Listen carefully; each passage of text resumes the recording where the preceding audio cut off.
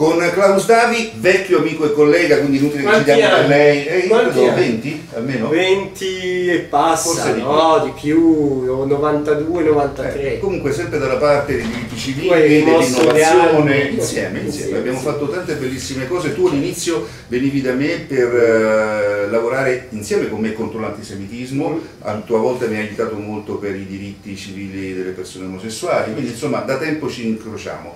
Sei stato con me a Cetraro in Calabria, in provincia di Cosenza, per un premio molto importante. Ti abbiamo dato il premio Unikairos insieme ad altri importanti esponenti di una Calabria sana, colta, intellettuale, erede della grande tradizione del passato, addirittura quella della Magna Grecia. Insieme con te Rubettino, il grande editore, una collega molto coraggiosa, il rettore di questa università telematica che vuole creare un luogo per laureare i ragazzi lì senza mandarli via.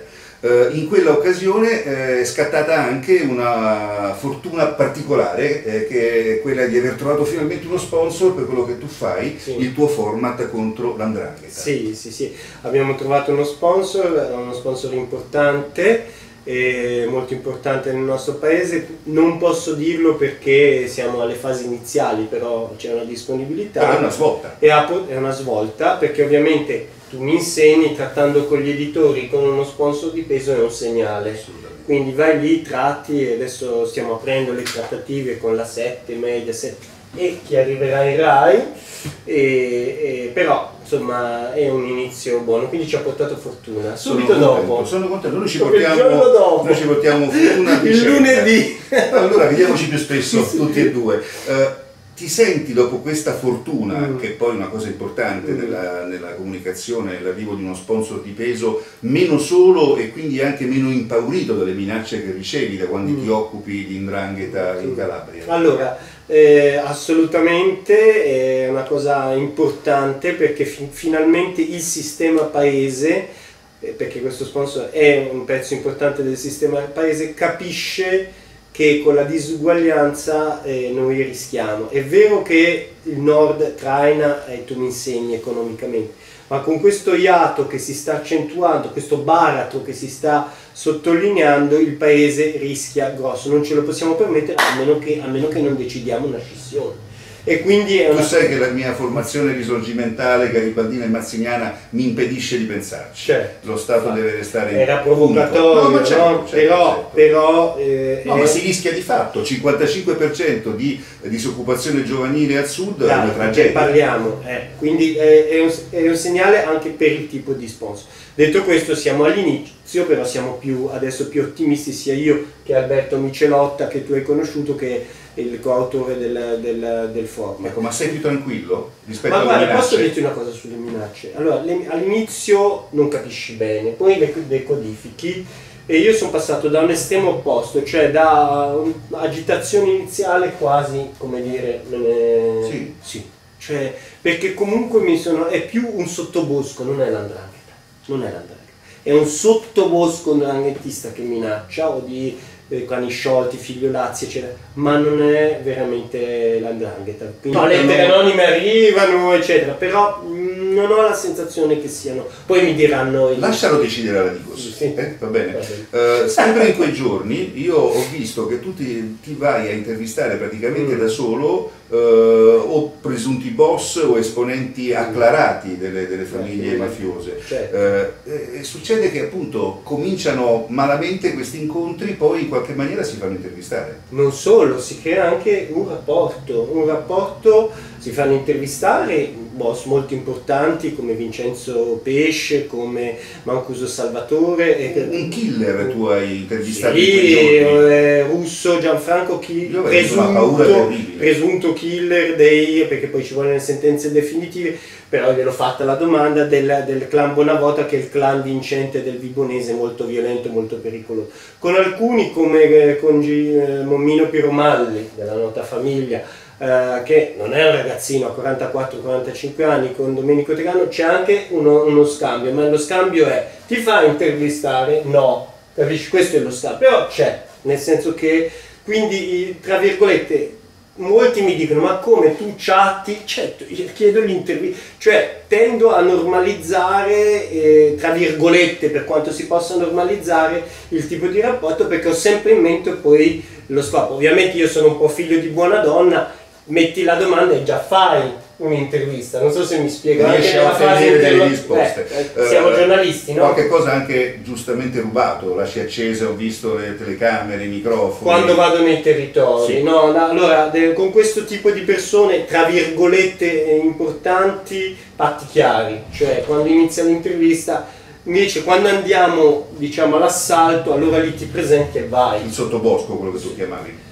No, anche quando vai dal boss a casa sua, okay. eccetera. Senza accordi. Senza accordi vai, se no, se prendi accordi io li rispetto. Cioè, siccome Momino Piromalli mi ha detto che è di una famiglia, insomma, che incide, non dico lui, ma la sua famiglia, e anche lui ha avuto carcere, accuse, eccetera, ho preso un accordo che la prima intervista, che semmai darà, la darà, ma intanto c'è un dialogo di quando me la dai, quando me la dai. E succede anche però che dopo l'intervista qualcuno venga arrestato. Di recente è successo con Giovanni Tegano, sì, che tu mi dicevi essere un emergente importante. Della famiglia Tegano, che era considerata l'ala militare, diciamo, del clan Tegano De Stefano di Reggio Calabria, un ragazzo di 22-23 anni, eccetera, sul quale io feci con Alberto Micelotta delle indagini già 2 anni e mezzo fa. Gli scrissi una lettera perché sul suo profilo Facebook lui inneggiava contro gli sbirri,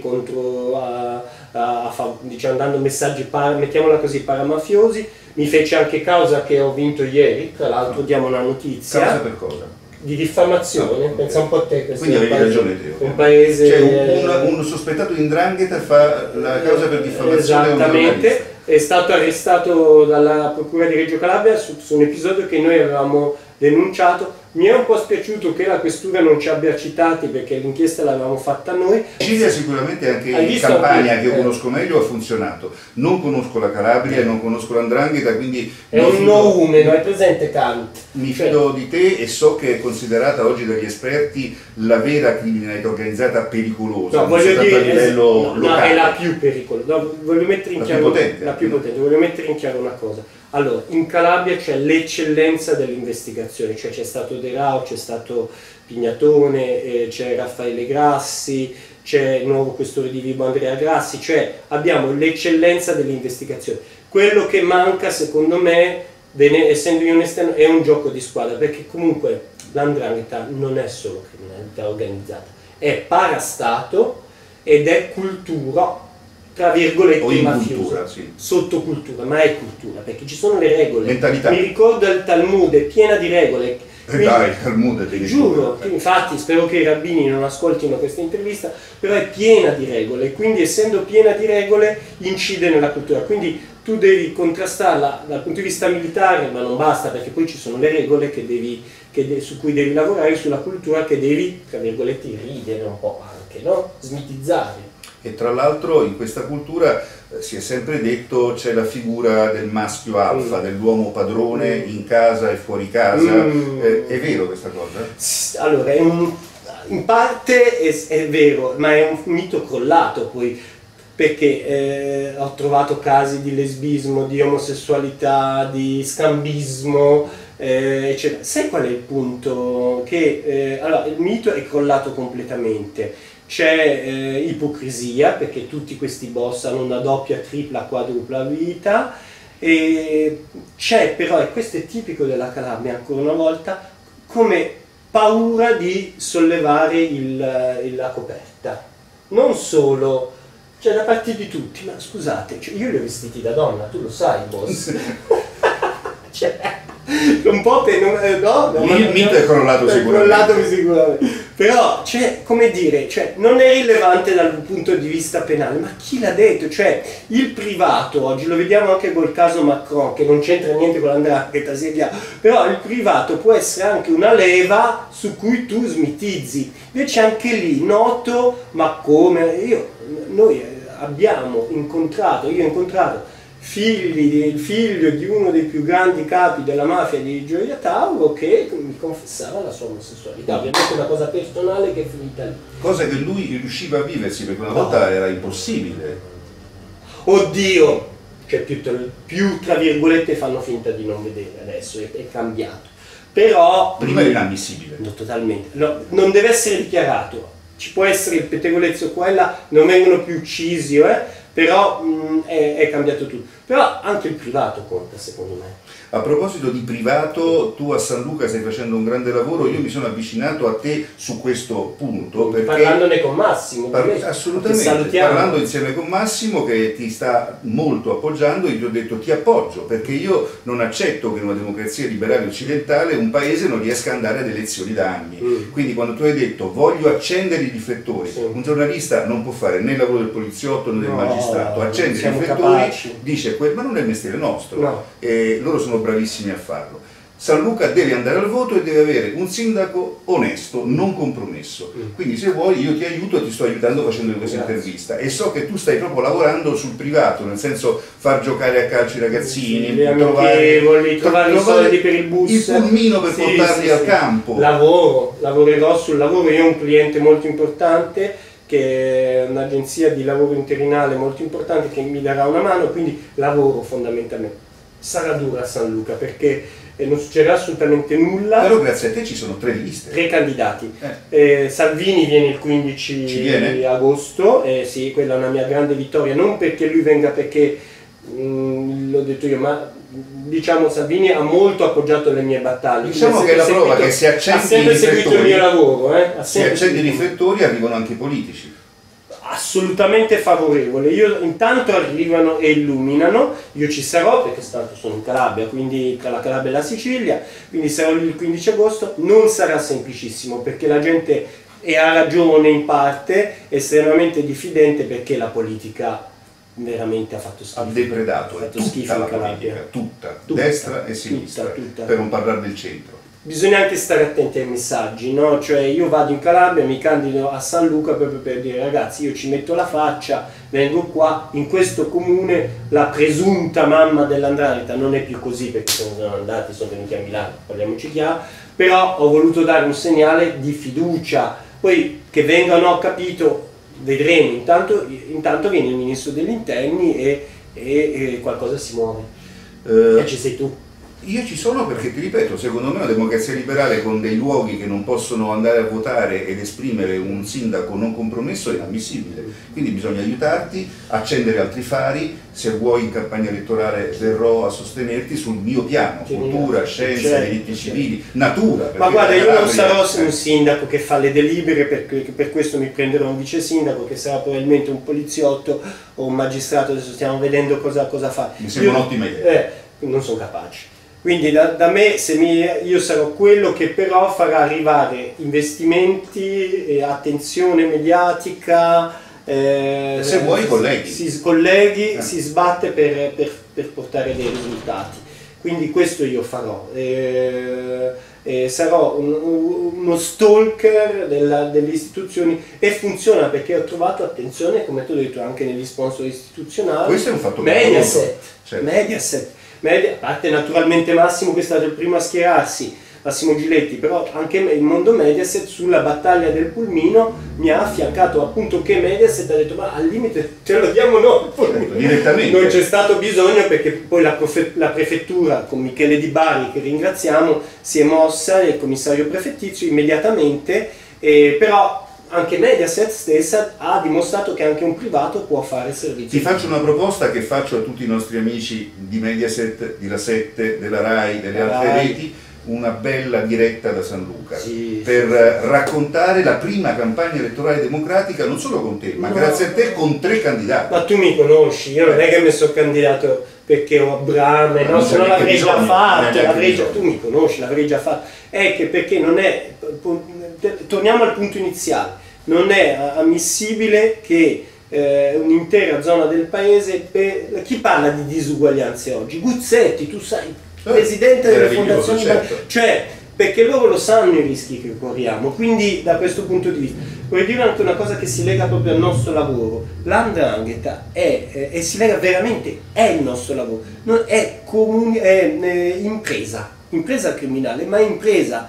Quindi si è fatta impresa, quindi ci vuole proprio gente come noi che siamo comunicatori di impresa, che possono capire fin dove arriva l'impresa. Quindi dobbiamo fare... È un paradosso, ma è così, è impresa. Ti propongo su questo un aiuto totale e fisico, verrò se vuoi.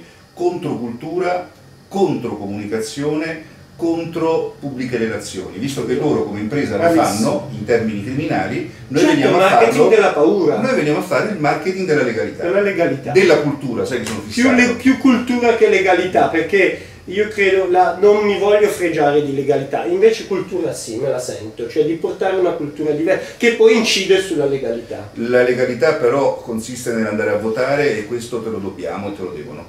Sì, ti ringrazio e secondo me Salvini verrà a dire qualcosa su questo. Sono molto curioso, ti aspetti qualche cosa in particolare o ne riparliamo dopo?